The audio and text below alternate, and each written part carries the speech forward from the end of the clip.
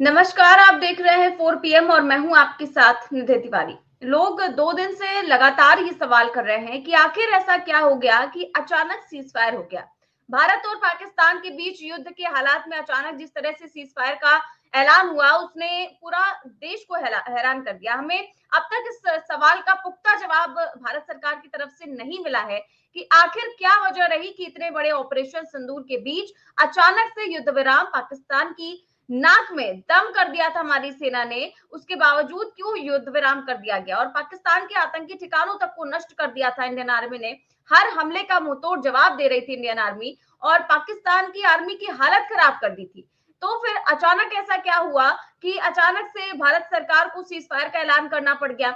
इसका जवाब पुख्ता और अभी तक हमारे देश को नहीं मिल सका है। और इस बीच इस मामले में खुद अमित शाह जो है, उनका एक बयान सामने आया है और खुद उन्होंने सीज फायर की आलोचना की है।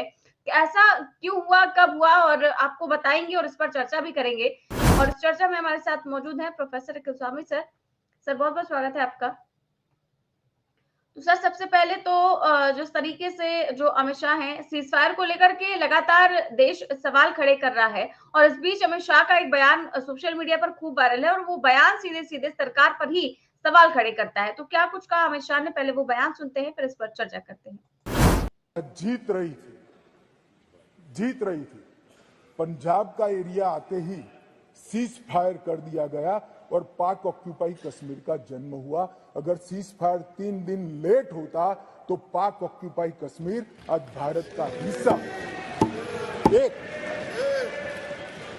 एक पूरा कश्मीर जीते बगैर सीज फायर कर लिया और दूसरा यूएन के अंदर हमारे सबसे बड़ी गलती, जब हमारी सेना जीत रही थी, पंजाब का एरिया आते ही सीज फायर कर दिया गया और पाक ऑक्यूपाई कश्मीर का जन्म हुआ। अगर सीज फायर 3 दिन लेट होता तो पाक ऑक्यूपाई कश्मीर आज भारत का हिस्सा।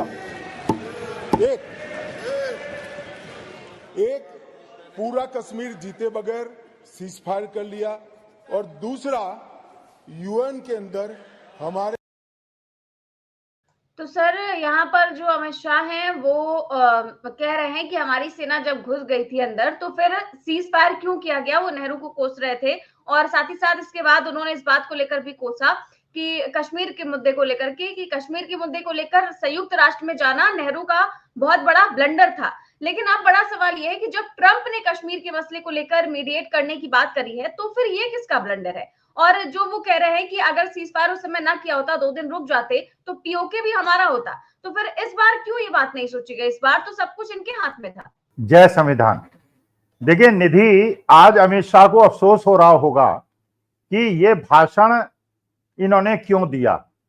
देखिए, दूसरों की आलोचना करना बहुत आसान होता है। पंडित जवाहरलाल नेहरू जिन्होंने देश की नींव रखी, उनकी आलोचना करना बहुत आसान होता है। आज यही भाषण अमित शाह जी का मोदी जी का उस प्रकार से क्रिटिसिज्म कर रहा है जो आज पूरा देश कर रहा है और पूरा देश ये कह रहा है। देखिए, मैं तो बिल्कुल दिल खोल के कहता हूं, जब 26/11 की घटना हुई थी वहां पे 3 बड़े बड़े मंत्रियों ने रिजाइन किया था।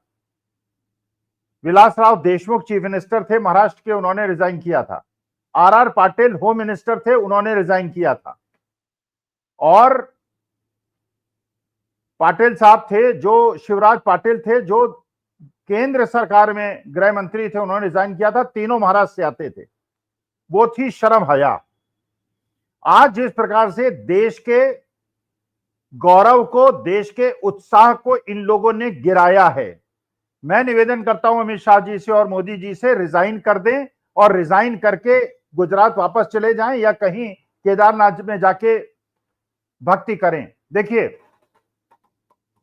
पहला जो इतना बड़ा तमाचा मेरे भारत माता के ऊपर लगाया है, मैं उसका बिल्कुल विरोध करता हूं, घोर विरोध करता हूं। जो पाकिस्तान को आईएमएफ ने, जिस समय हम युद्ध में उलझे हुए थे पाकिस्तान से, $1 बिलियन पाकिस्तान को दिया।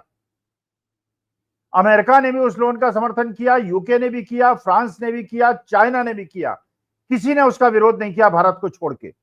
तो ये जो झप्पी लेते फिरते हैं और झूला झूलाते हैं और बिरयानी खाते हैं, इसका मेरे देश को फायदा क्या हुआ? हजारों लाखों करोड़ रुपए आपने खर्च कर दिए, मेरे देश को फायदा क्या हुआ?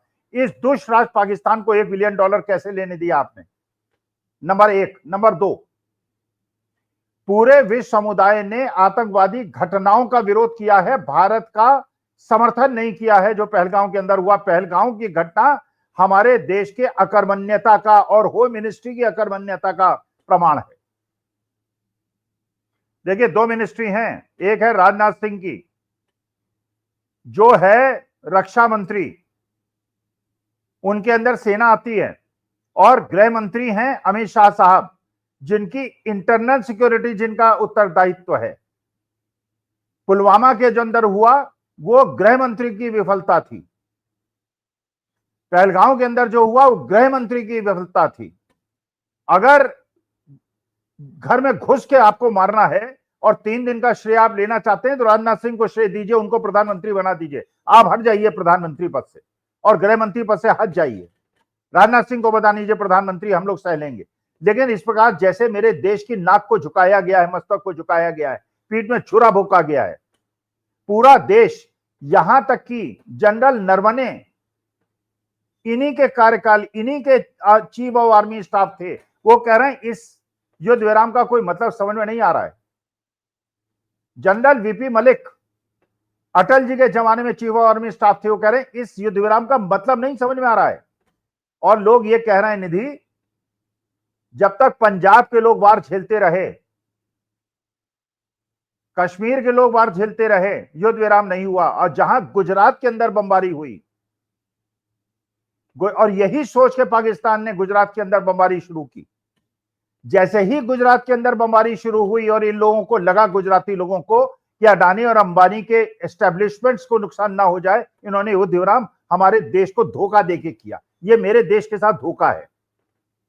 आपको लड़ाई करने की आवश्यकता क्या थी? क्या पहले नहीं सोचा था ये होगा?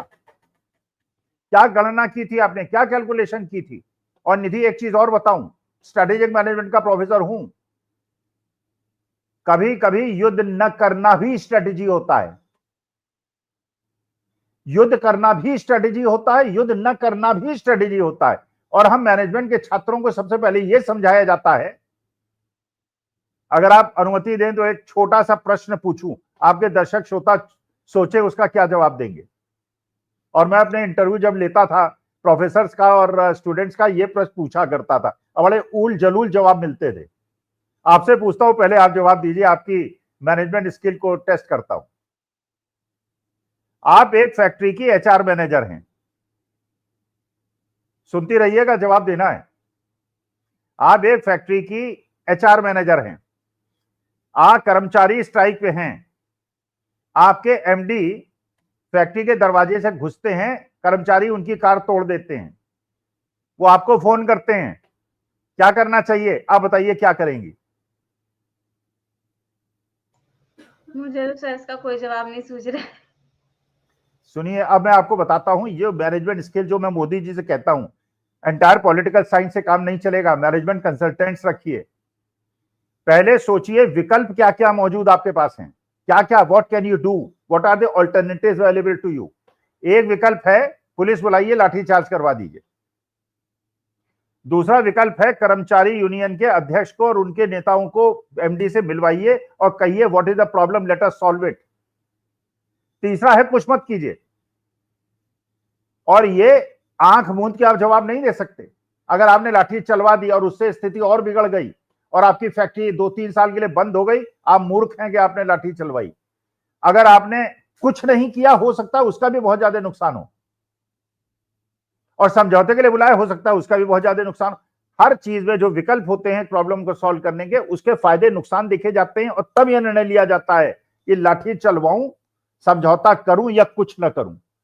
अगर डॉक्टर मनमोहन सिंह ने 26/11 के बाद आक्रमण नहीं किया था, यही बात सलमान खुर्शीद से पूछी थी न्यूज 24 वालों ने, माना गुप्ता ने, गोदी पत्रकार ने।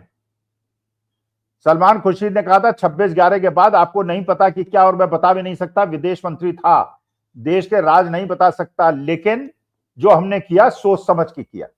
इस बार बिना सोचे समझे किया। घर में घुस के मारेंगे, घर में घुस के मारेंगे। अरे सबने तुम्हें घर में घुस के मार दिया, उसको $1 बिलियन दे दिया। चीन उसके साथ आके खड़ा हो गया, अमेरिका उसके साथ आके खड़ा हो गया। उसने इसलिए इस बार पंजाब में और कश्मीर में उतनी बमबारी नहीं की, उसने गुजरात में बमबारी की और तुम लोगों ने अडानी के चक्कर में घुटने टेक दिए और समझौता कर लिया। और देश की सेना, आज एक भी जनरल बता दीजिए आप, एक भी एयरफोर्स ऑफिसर बता दीजिए किसी गोदी मीडिया के चैनल पे आके ये कह रहा हो कि ये युद्ध विराम सही है। सब कह रहे हैं युद्ध विराम हमारे पीठ पे छुरा भोंकने समान है। अरे जब आपने सेना को पूरी छूट दे दी थी, युद्ध विराम की सारे अधिकार सीडीएस के पास होने चाहिए थे, आपने राजनीतिक लोगों ने निर्णय क्यों लिया युद्ध विराम का? उन्होंने जाने खोई हैं, सेना ने जाने खोई हैं, कितने जवान हमारे मारे गए हैं, अधिकारी मारे गए हैं, पीसीएस ऑफिसर मारे गए हैं, गरीब जन मारे गए हैं, और आपने लड़ाई शुरू की, लोग मरवा दिए और उसके बाद युद्ध विराम कर लिया। थू-थू हो रही है पूरे देश के अंदर, विश्व के अंदर।